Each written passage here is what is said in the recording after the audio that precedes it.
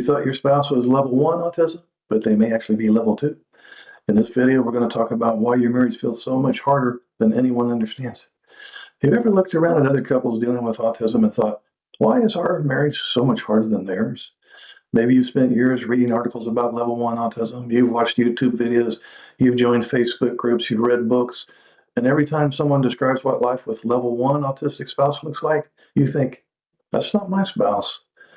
If that's been your experience, there may be an important reason. It's possible that you've been assuming your spouse has relatively low support needs, when in reality, they require substantially more support in everyday life.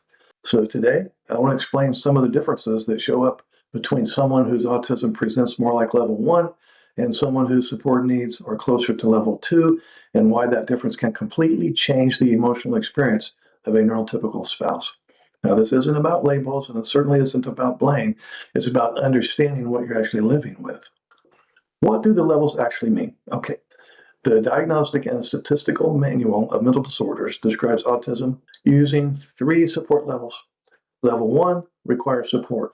Level 2 requires substantial support. Level 3 requires very substantial support. Now, notice something important here.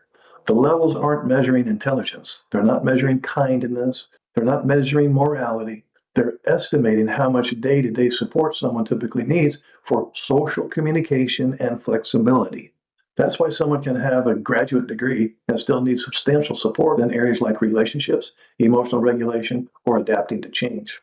Now let's look at difference number 1, social mistakes versus social disability. Many level 1 autistic adults can recognize, at least eventually, when they've offended someone. They may apologize, they may ask questions, they may learn social rules over time.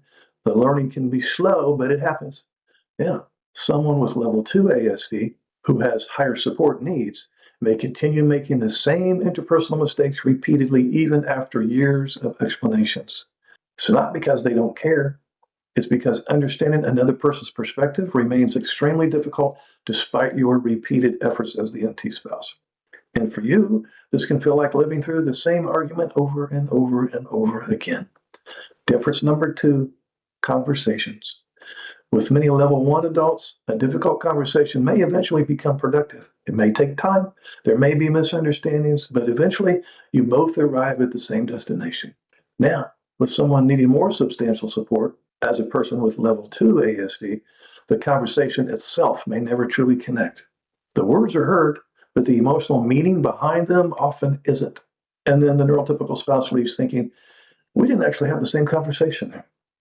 Difference number 3, change. Level 1 adults often dislike change. That's true.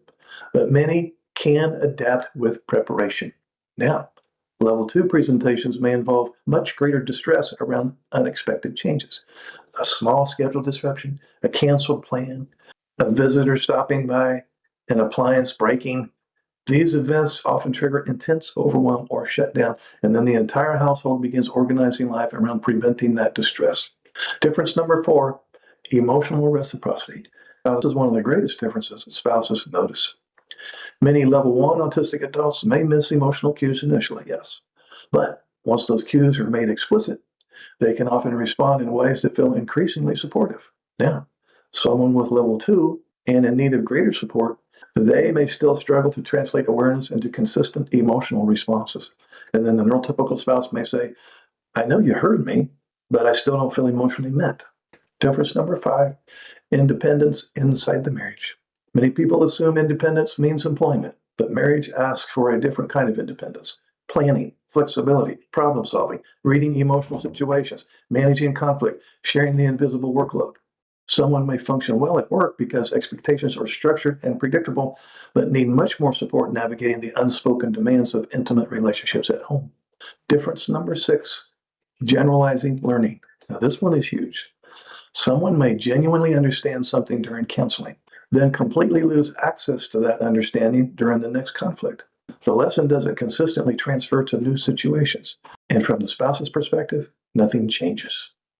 Difference number 7, emotional regulation. Many level 1 adults learn coping strategies over time. They may recognize early signs of stress and use tools to regulate.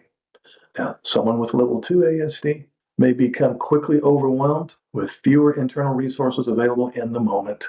In other words, it's hard for them to regulate their nervous system in real time. The result may be shutdowns, withdrawal, or escalating conflict before either partner can reconnect.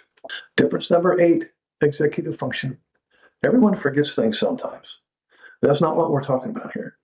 Executive functioning affects the ability to initiate tasks, shift attention, organize, prioritize, follow through, and so on. Now, when support needs are greater, as it is with Level 2 ASD, these challenges can have a much larger impact on daily life. The neurotypical spouse often becomes the household manager, not by choice, but because important responsibilities repeatedly fall to them. Over time, this can feel less like a partnership and more like carrying the relationship mental load alone. Difference number 9, masking.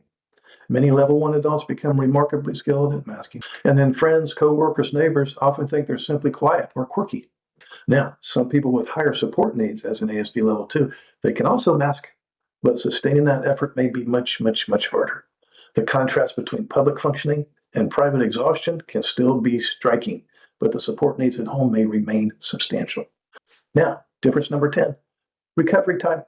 A disagreement that takes a neurotypical spouse 30 minutes to recover from may require hours or even days for the autistic partner.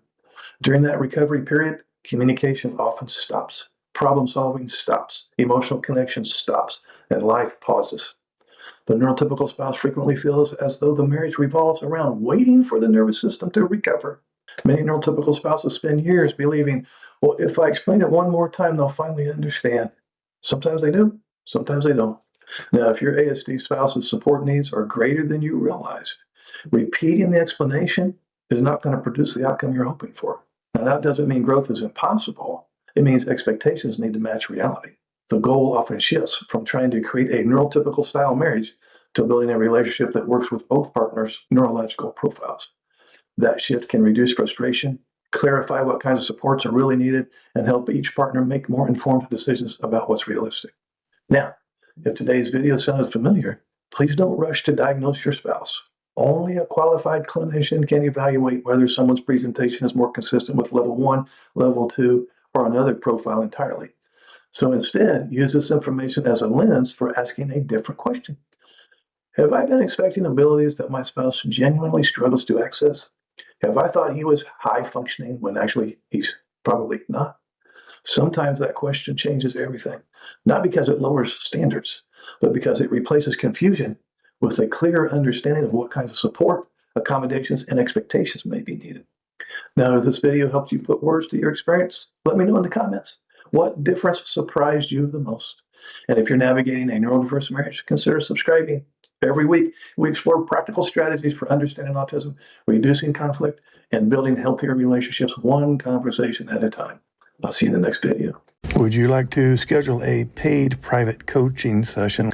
This will be in the form of a face-to-face Zoom call. Underneath any of my videos, you'll see this Calendly link. If you click on that link, it'll open up my calendar. You can pick the available days and times that works for your schedule. You'll get a follow-up email immediately after purchasing a session that will have the Zoom link that coincides with the day and time that you picked. I will get an email too that you scheduled a session, and I will be available on that exact day and time, and we will talk. I look forward to working with you.